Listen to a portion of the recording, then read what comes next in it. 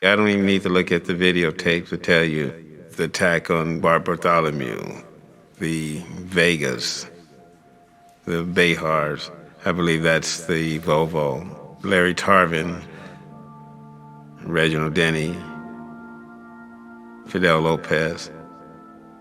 You know, I don't need the videotape to see those attacks. I can still picture them and almost how they happened or what the individual looked like or what was taking place.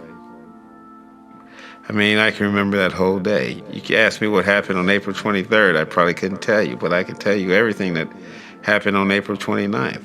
The radio was putting out calls like the radio operator couldn't speak quick enough to get her calls out. And these weren't calls like shoplifting. These were assault with deadly weapon, robbery in progress, assault with deadly weapon in progress, looting in progress. I mean, these were all Code 3 calls, which are the highest priority lights and siren calls. I remember seeing a lady coming down the street. She was driving eastbound on Florence, and I could see her face through the windshield of her car. She was scared to death. She was driving really slow. There was a guy in front of her with a rock in his hand as if he was going to throw it through her window.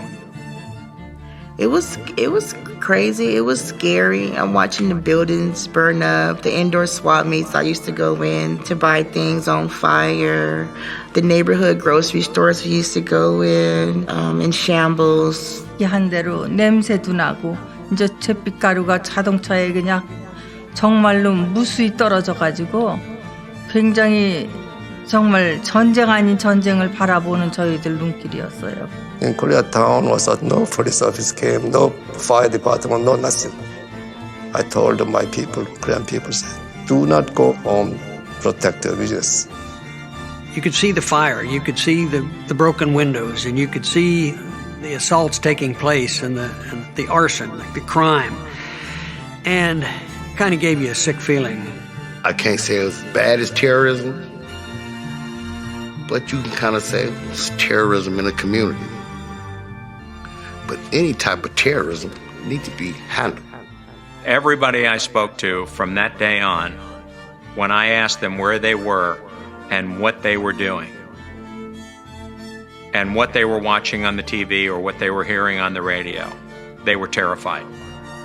Whether they lived in Brentwood, Bel Air, Long Beach, East LA, South Central LA, downtown LA, they were terrified because they were watching the city begin to burn